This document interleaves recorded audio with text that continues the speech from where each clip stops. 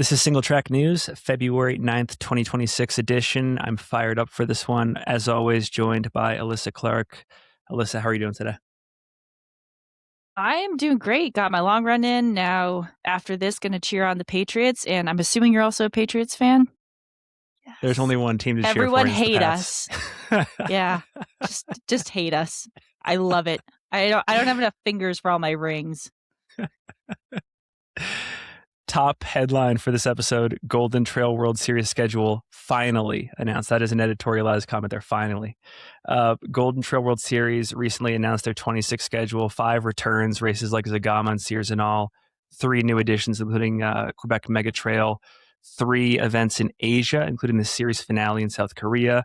For this audience, perhaps most notably, the United States is not represented, nor is the South American continent, among other key and or interesting areas across the world. So, no Mammoth Trail Fest, no Broken Arrow, for example.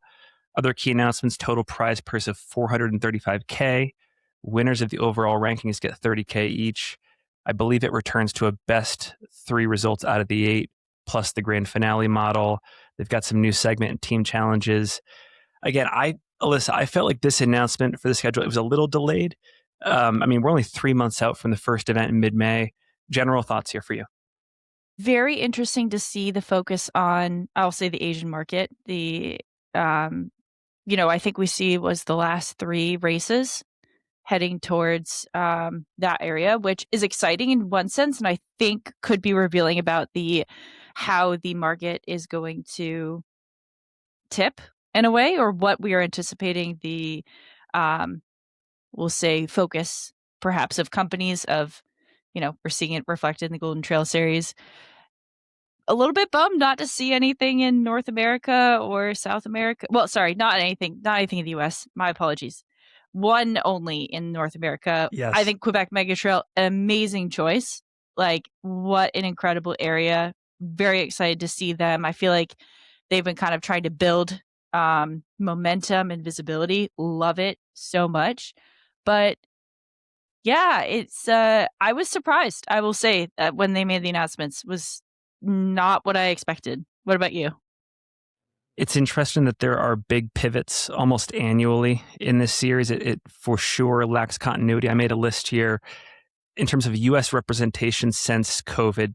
Headlands has been in the mix, Mammoth, Pikes Peak, Flagstaff Sky Peaks, Broken Arrow, all in the last 5 years. I think people are probably wondering why nothing in North America. From my understanding, I believe they were shopping. I believe that they shopped very hard. Maybe that's part of the reason why this announcement got delayed, but no dice. Do you think that this is so Solomon pulls out of Broken Arrow support, or they parted ways? Sorry, I shouldn't say pull out, but the contract ends. ACG comes in. Are we seeing ACG just going to take over kind of the space in perhaps the US market a bit more, and maybe Solomon is switching to a different focus because it's just not as viable? It's a great question. We're going to talk in a moment about the Skyrunner World and National Series across the world. They had a Golden Trail National Series here not too long ago, right? Like, it's just to see the level of divestment in the past few years has been wild. On a similar through line, a question that I had for you in the audience is, can short trail races in the U.S. retain competitive spirit without backing of a major series? So you just mentioned ACG, those dollars coming in. I'm so curious to just see how it tracks for Mammoth Trail Fest in the next few years. Absolutely Broken Arrow. I would even say across the rut. Yeah. And I would speed go. Also the same goes for Marathon du Mont Blanc, which is a week after Broken Arrow. And some people in the comments for our IG the past few days were saying, can you really have a Golden Trail World Series without Marathon du Mont Blanc? Yeah, I feel like in many ways, maybe, I don't know. I think that it is actually a foreshadowing in some ways, but I'm curious how it will work. This one last thing here before we pivot, the spot where the Korean final is taking place, it is in a national park that could be a potential venue for the 2036 Summer Olympics. South Korea's bidding in this national park would be part of the ground. So maybe some hint there.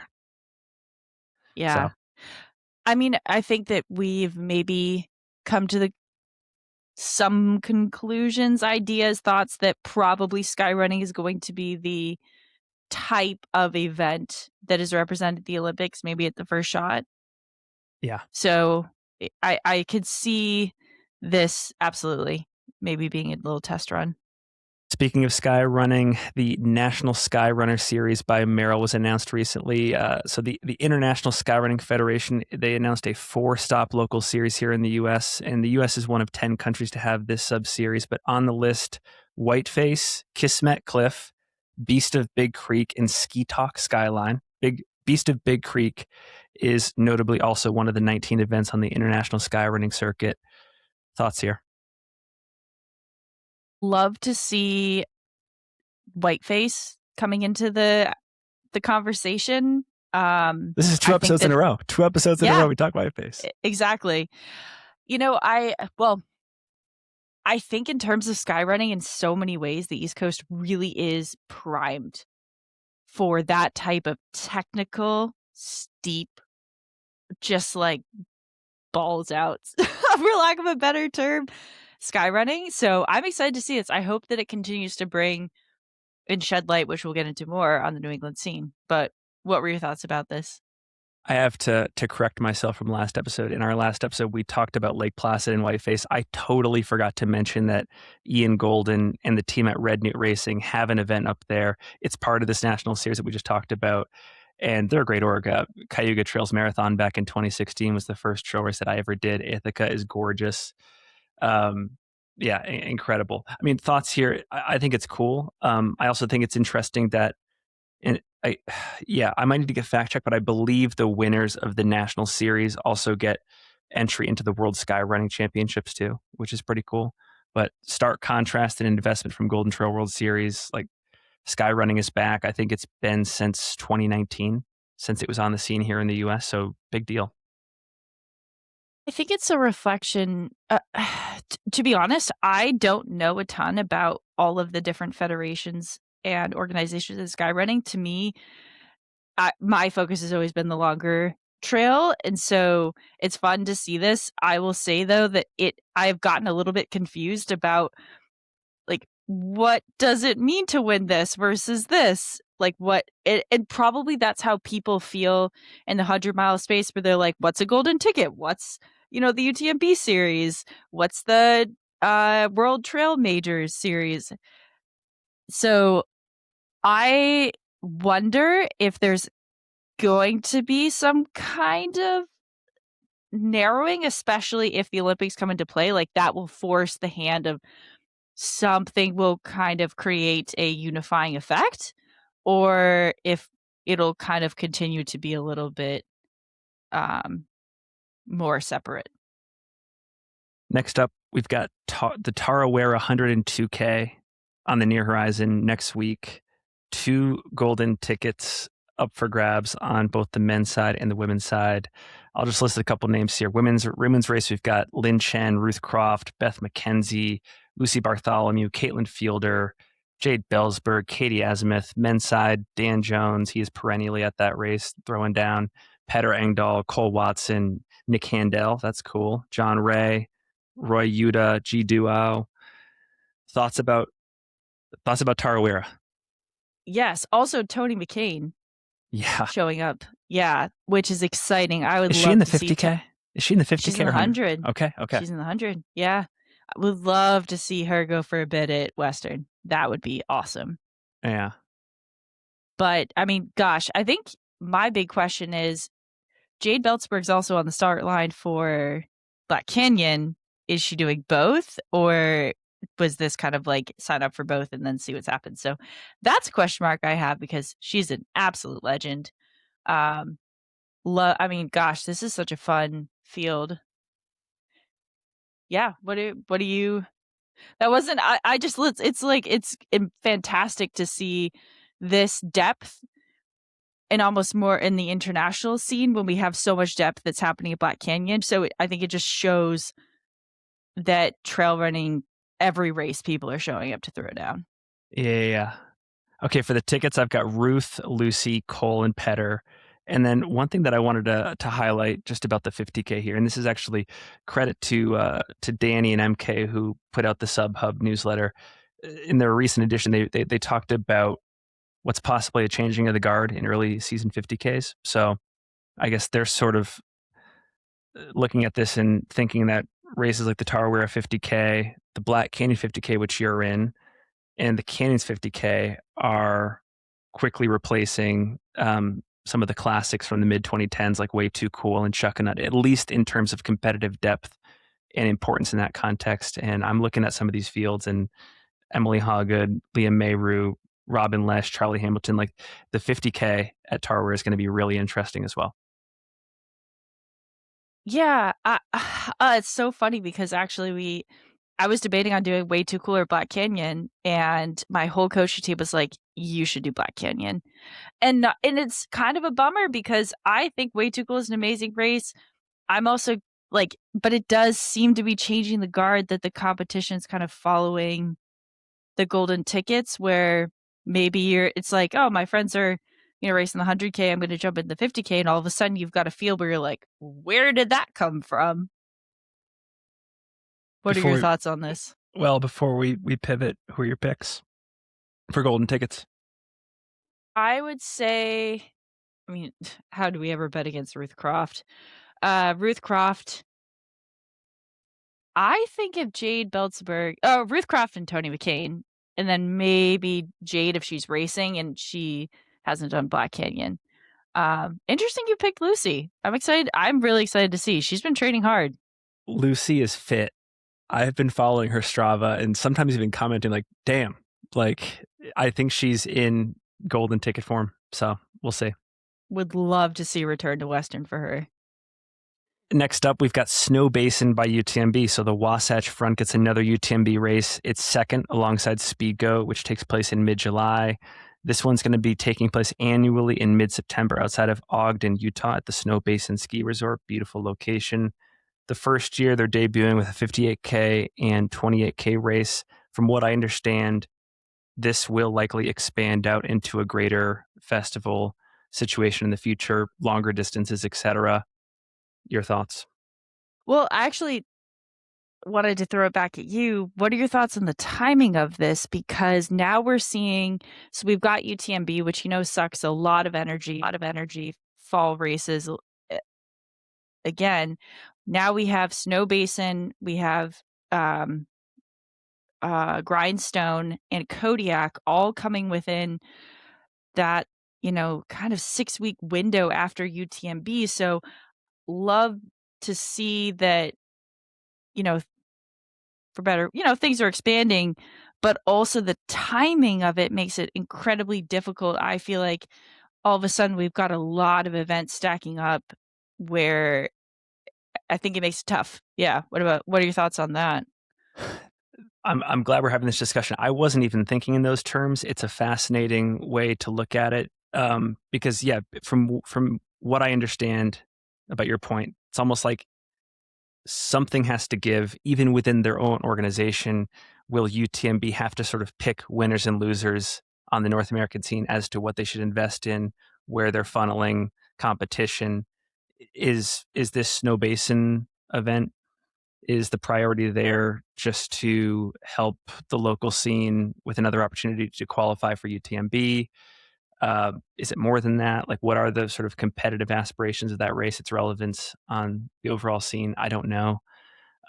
But yeah, with the North American or the Americas major at Kodiak, shortly after that, like you said, Grindstone, like it's going to kind of like be either on the same weekend or on back-to-backs. That's tough. But UTMB is also big. It is. We also have Whistler is 21st to 23rd of August. So it's tough. Everything feels a bit bunched.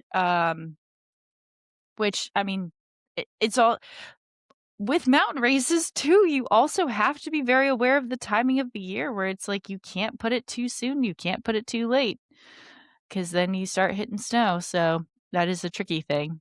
It's also really crowded just locally on the Wasatch scene. So we have races like the Wasatch 100, the Bear 100, the whole DC Peaks Festival, our event, the Fall Classic in mid-October.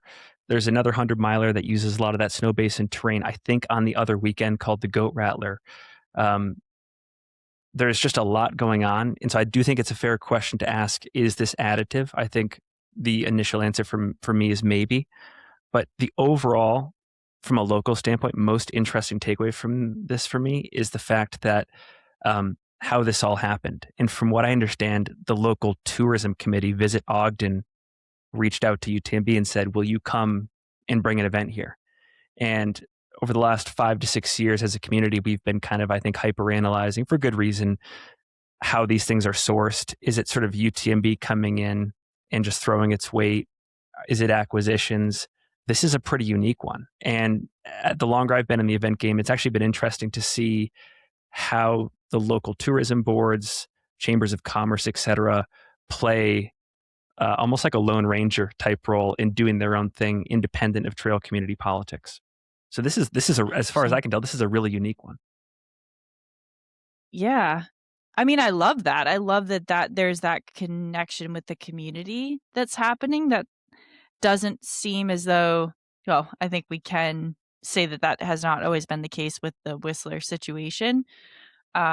Things seem to be a bit calmer now, but yeah, I love that that's a possibility. I'm sure it's a beautiful area. I've not been, but it will be an incredible race.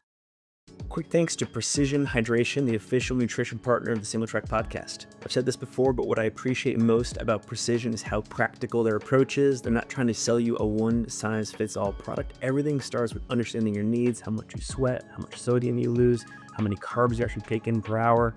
That's why I keep pointing people towards Precision's Fuel and Hydration Planner. We answer a few questions about your body, your pace, the conditions you're racing in, and it gives you a clear, realistic plan that you can actually execute on race day. I've used this process in my own training and racing. It's helped me simplify decisions instead of overthinking nutrition when it matters most. If you want to check it out, head to the link in our show notes, which goes straight to the planner.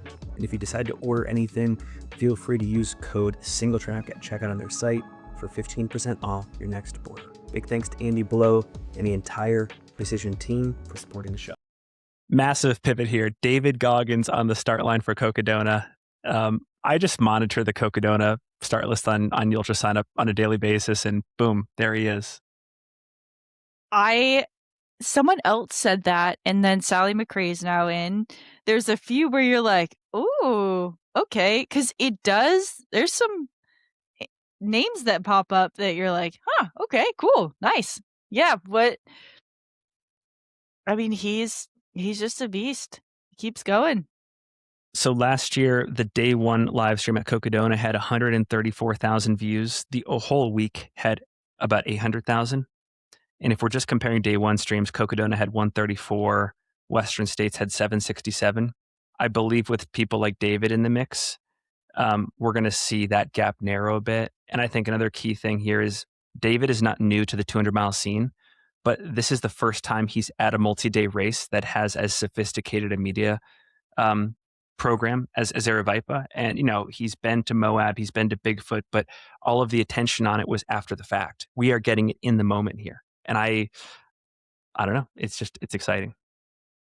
I mean, I think that I think the conversation around campaigns, he drew a lot of attention to Cocodona last year, and the live stream numbers would jump when he was being shown. There'd be a lot of like, hey, show Cam.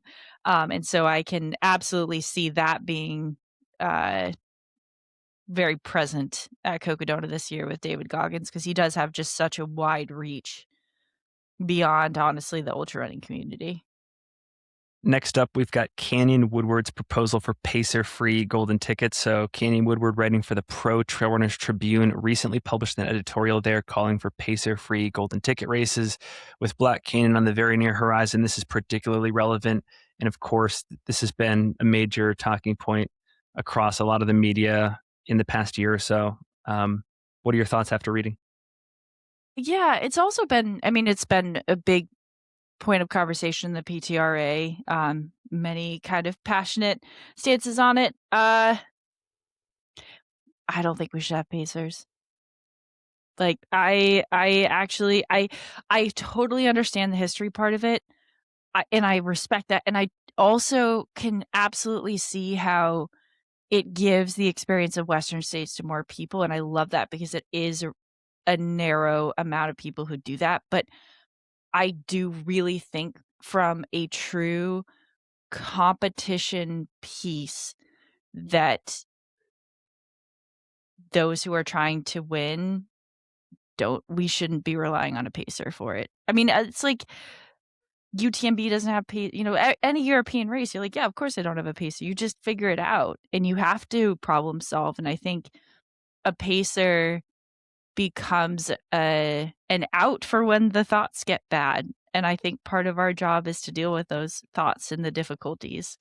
Yeah. What about you? I commented on the post and said, let's get rid of pacers. And while we're at it, let's get rid of crews. That's what aid stations are for. And if we have issues with aid stations, let's just use this moment to make those better. Let's make sure that volunteers, crew, staff, anyone that's there, they have the proper training and there's all the proper supplies and whatnot and drop bag assembly lineage to just do the job, Like, I think it's amazing that these events go to the lengths that they go to staff these aid stations and to have good nutrition out there and stuff like that. And I would love to know what percentage of it at other events besides ours, from our personal experience, actually get utilized to the fullest extent. I know that when we order nutrition, for example, it's like maybe we order like 30% of what we think we need based on total runners because like the usage rate varies so widely. So it's just like I would love to see just like an all-in on aid stations. That would be absolutely fascinating to have someone at an aid station that was really monitoring food waste, usage, etc., and see how much actually is utilized at aid stations and how much is not. And that's not a criticism at all. That's just like, I bet it's significantly lower than what most of us think it is. Because, I mean, I personally don't really rely on aid stations much at all. I would guess I'm not in the minority. Yeah. I can tell you there's quite a bit. Yeah. Okay. Next up, $40,000 sub 4 mile challenge presented by Diadorra. So Diadorra partnered with Marathon Sports recently on a new NIL program that gives $40,000 deals to the first high school boy to break 4 in the mile and the first high school girl to break 4:35 this coming indoor season. The only catch, they have to do it in Diadorra's Mezzofondo Super Spike. What do you think? So was it the one thing that I was a little bit confused about? Is it one event that they're trying to do this at? Or is it any events that they run? Because my question was, do the athletes have to buy the spikes? Are these being sent to them as like, hey, we kind of have a list of people we think this could be possible? So that was kind of my question coming out of it. Both good questions, both questions I don't know the answer to. I'm guessing it must be a mix. I wonder if they seed some samples to athletes with followings and maybe others just think they can do it and they go out and purchase it and that's how they get in the door. But I'm a huge fan of, there's two forms of marketing that I love. I love beef marketing and I love stunt marketing. This is definitely stunt marketing. And of course, my mind goes to what we could do in trail. So I have two ideas for you here. The first is a $50,000 contract to a runner within 24 months of NCAA eligibility who sets a new supported FKT on rim to rim to rim. The other one is a $50,000 contract to anyone who can, and this is the versatility award, who can podium at Western States and break 2:15 in a road marathon within 12 months. I feel like that would be a much bigger contract. Women's side would be maybe 2:35 and break 16 or podium. Yeah. I feel like that would be $100,000 contract. Yeah, I threw out a random number, but it probably should be way higher. For a podium at Western? Like, gosh, I hope they're getting a pretty good wage. Yeah, that would be, because I feel like rim to rim to rim, I mean, there's nothing that's, I think, more telling than having potential than doing that. Yeah. We're talking a lot Fascinating. about the East Coast in this one for good reason. We've got prize money watch. So this comes on the heels of major prize money announcements from Gorge Waterfalls and Broken Arrow. There are a few East Coast events also not so quietly putting up fairly significant prize purses in 26. The following here, again, I'm under the impression that a lot of deals are still coming in to grow the pot. So this is just money from presenting sponsors, but all these events in New Hampshire, this is a lot of these are Tom Hooper's races. 30K at Sunapee Scramble, 20K at Loon Mountain, 30K at Kismet Cliff Sky Running, 20K at Vulcan's Fury, amazing name by the way, 15K at Cranmore, and Tom also told me the Sunapee winners get 10K each, and any additional money coming in, from what I recall, he's going to use to kind of beef up second place, third place, etc. tiers. Thoughts on this? New England having a day. Yeah, Patriots are in the Super Bowl. New England's just saying, "Hey, we're here to play Trail World." I think it's fantastic. I mean, I think that it's really highlighting again that the technicality and the just absolute, like, you gotta be a really strong, really durable runner to navigate these terrains. And so I love seeing that there's a lot more focus on this. And truly, the East Coast has faced, I think, a lot, like, everyone moves out west. And I'll say, I mean, I'm in the West because the military put us here. So that is what it is. But I love seeing the East Coast get the attention it deserves. Yeah. What about you? I think it's good. I do think there's a legitimate debate as to whether our focus should be prize money versus other areas that contribute to pro athlete welfare. But while we're in it, I love it. I will be really curious to know in the long run how sustainable it is, or how tenuous this is, just because again it comes from presenting sponsors. Those can come and go, but at least for 26, these prize money wars are interesting, and I'm looking at a couple of these races, and they're not like all attached to other series too. So there's only so much talent in the sport. How does it spread? We'll see. Well, I was just going to say, I think that what's really tricky about bonus money, and I love it. I love that there's more support for athletes. It is very hard to rely on bonus money as, like, oh yeah, this is going to make it sustainable for me to be a professional runner, because you just don't know if that's going to happen. Like, I always think of bonus money as like, oh my gosh, amazing. Like, didn't count on this happening, because you never know what's going to happen. And it's more of like an addition versus a primary source of income. And so I think that it's amazing, but it also doesn't necessarily support an athlete to have a sustainable life in the sport of running. Does that make sense? Yes. Okay. At the time of this recording, on LinkedIn, the feed posted a job opening for their high performance team manager, aka basically an athlete manager.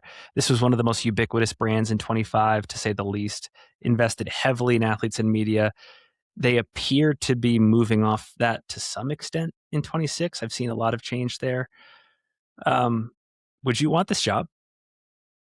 It's a good question. I did think about it a little bit. I don't think I'm ready to step into a full team manager job, because I see what my team managers do. And I think that you have to be willing to be available. You have to just be available at pivotal moments and places in the sport. So, like, you can't race UTMB necessarily, or you're really tired, or you can't race Western, etc. And so I think that that's a tricky part of a team manager position, but it is very exciting. It's also based in Colorado Springs, I believe. So you'd have to relocate. Would you take it? No, because I respect the job. I think I respect the job too much. I just know that it requires the person to be extremely organized, right? Like, you're a travel agent Yeah. in one way, you're a consultant to the athlete in another way. You have to be on top of it. It's relationship building. I don't know if it's my skill set, but it's cool.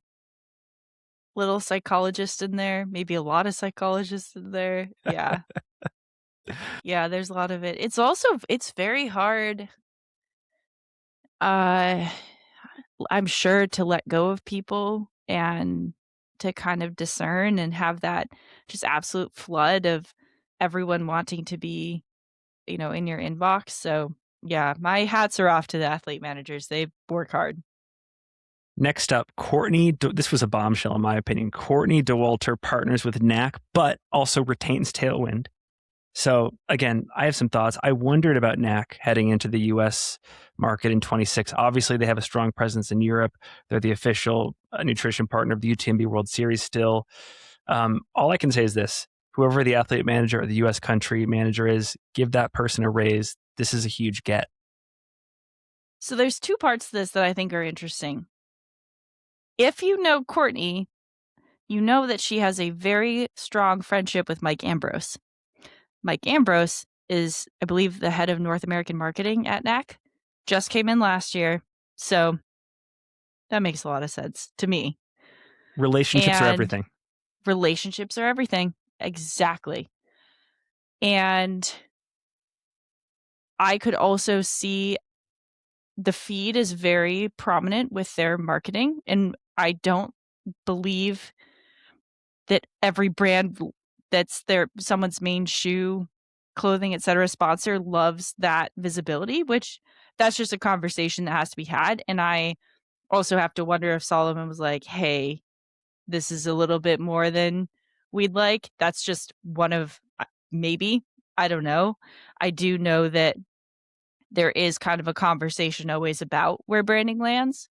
And the feed, one of, I think, their absolute brilliancy in marketing is that they put logos, really visible logos on everything. That's so smart. But I can also see shoe and apparel sponsors being like, like this is a pretty big branding. So yeah, and I think she might be one of the only athletes that has essentially two nutrition sponsors. Well, I guess she had in the feed's a nutrition sponsor. Like that happened for a while, but yeah. What are your thoughts? Just that, again, like I have to restate it for the audience because I think that this is one of the like fundamental laws of the universe, but just how important relationships are and how important it is to like maintain good relationships, because you never know if your contact at one brand ends up going to another brand somewhere down the line. Just, it is a small community, and there's a lot of leverage in that. So I think this is a great example of that. I mean, I remember seeing Mike pace Courtney at Hard Rock 2 years ago, and just like deep, leaving URA together and just like the deep friendship there. So it's not just a business thing. Like they lived in Leadville together for a bit and great friends. I'm sure a lot of training runs, and yeah, they've just done a lot together. So amazing. Next up, we've got ACG. And this happened early last week, but we didn't quite cover it then. ACG on the US scene, signing Jen Lichter and Adam Mary. And then I've also got, on the topic of athlete managers, McKenzie is named. She's your athlete manager now at On. She is. Yeah. She was in, I guess I'll start with her and then move backwards or forwards. So she came on as David's assistant, David Kilgore, last year. She was still an athlete on, and then David stepped away from On later in the year, late fall, and she was kind of interim, and then officially was offered the position. I think she posted about it last week. So yeah, exciting to have her on board, and luckily she's already a big part of the On community. She's been in the kind of Onosphere, we'll say, for a while. So exciting to see what she'll do. And I mean, as far as Jen Lichter and Adam Mary, what an incredible pairing. I think this is just the continuation of ACG honestly being very strategic with who they're signing. I think these are two that are loved in the sport, also fierce competitors, also bring just, I think, an energy and personalities that I'm just really excited to see to the Nike team. Mm. What about you? I think Jen is well on her way to being one of the greats in the sport. I thought she had a fantastic 25, and it was a shame that she just got unlucky the week of Worlds and couldn't sort of capstone the season there. But it wouldn't shock me at all if she wins Black Canyon this coming weekend. Adam Mary, I think, is really interesting. He has put up great results in his career before. I think he's a great runner. I also think it's amazing that he is a co-host on one of the most popular podcasts in our sport right now, the Boulder Boys Show. And that counts for a lot as well. Like, he doesn't just offer it in terms of on the field performance. He also has the media chops. So it's almost like ACG's getting a 2-for-1 there. So yeah, like you said, strategic. And I think these are good signings. Agreed. Yeah, I'm happy about them. So I know you were excited to talk about this. We have the Bear Tag Series, Silver Ticket Series. What are those? Well, we talk all the time about the Golden Ticket Series for good reason, and the pathways into Chamonix. Obviously, those deserve all the spotlight, but I have wondered if we're going to see this. I'm calling it a return to regionalism in the coming years, and it's cool to see two historic 100-milers in the Mountain West and on the West Coast, the Bear 100 up in the Cache Valley in northern Utah, and the Angeles Crest 100 down in Southern California. Both have their own versions of golden tickets to get into those races, and we're kind of mid-season right now for some of them. But on the bear tag scene, if you want to get into this year's Bear 100, you've got the Buffalo Run at the end of March, Twisted Fork, Scout Mountain, Snow Peaks, or White Pine Backcountry between now and August. And then for Angeles Crest, you've got Old Pueblo, Leona Divide, Pacifico Ultra, That's No Moon, Ray Miller, Avalon Benefit, and Sean O'Brien. So I've known about the Bear Tag Series because our events are involved, but I was not as involved or aware of Silver Ticket until I learned one of my friends is doing one of the upcoming ones there to get in or to try to get in. And both of those races have lotteries. It's not totally easy to get in, and I think it's a cool way to integrate in some of the other cool local races on the scene. So yeah, not much more than that. Oh, I love that. If you're like a super fan of the sport, just be aware that there are two other really cool golden ticket equivalent events happening right now. Well, Badwater also has a kind of golden ticket way I to did not get know in that. as well. Oh yeah. So they always post it. If you win, I think it's like Western Brazil 135, UTMB, maybe one or two other, then you get in an automatic into Badwater. I think Keys 100 possibly. Yeah. Okay, before we close out, we've got two more. First, this is just a PSA. Hard Rock is looking to add board members. So the deadline to apply is February 13th, but they put out this press release and they are looking beyond their immediate network. So if you have ever wanted to sort of get into the politics of Hard Rock and be in a position of leverage there, apply. They're looking to recruit new members. And obviously this is one of the most prominent and pivotal races in our sport. It counts for a lot culturally. So I just think that that's a really interesting thing. And I'm sure someone or many people in this audience might throw their hat in. Yeah. No, would you?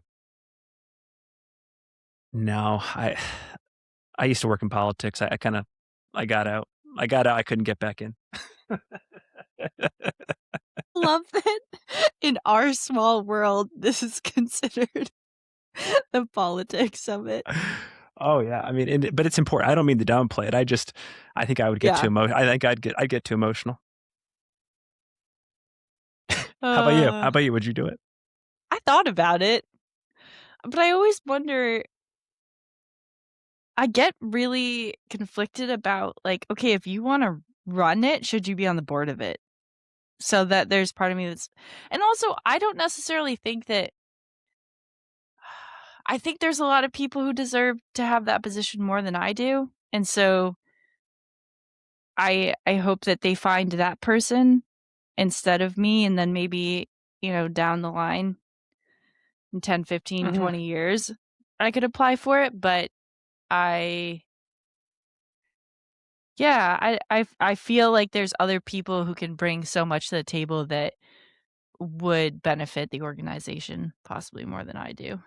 Before we close out, we've got, and this is your creation. And again, we have to kind of, maybe we'll workshop the name over time, but I've just got fun, non-trail related topic find written down. What do you got? So my two thoughts were, what is one Olympic sport you would be very surprised, people would be very surprised that you follow and are psyched on?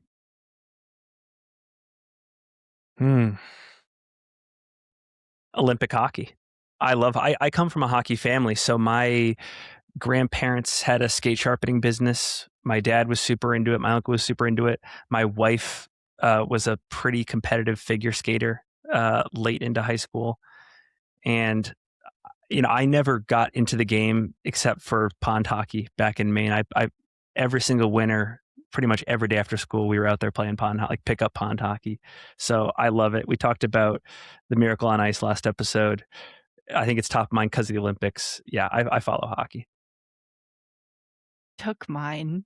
Are you hockey too? Well, you played Yeah. hockey. You played hockey. I played hockey. We had a rink in our backyard that we would flood. Yeah, the hockey was the best. I mean, it's just there's something so incredible about it. And the fact that you can go from, being in a rink to just playing in your backyard. My uncle is a big hockey player, played in college at Bowdoin, and we had a pond up at my grandparents' house, and we would play so much pond hockey, and yeah, it was just the best.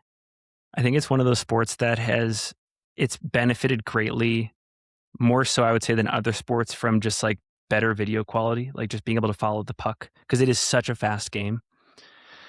And even looking back at like NHL games, even in like the early 2000s, 90s, I can see how it would be kind of like almost like nauseating to follow, but it's great now. 4K, all that stuff. It's great. So Yeah. No, gosh, I did end up watching the Miracle documentary, and I was doing hill repeats on the treadmill, and I was so fired up. I was like, "Oh my like every time I know the outcome every single time, and I start crying when it's the last 10 minutes of the game, and they're like, "It was the longest 10 minutes of my life." Like, I get emotional every time. my favorite character by far is Jim Craig, the goalie. Yes. Yeah. When he talked about his mom and Yeah. how he believed that, because she passed away from cancer, so sorry if I'm spoiling this, and then he said he believes that she gave her power to him. She passed it to him, and then he did it for her. Like, and when you see someone like that, you're like, you probably don't cry much in your life, and he can't get a word out in the interview. It's just amazing. Perfect place to put a pin in it. Alyssa, thank you so much. This has been the Single Track News. We will see you next Monday.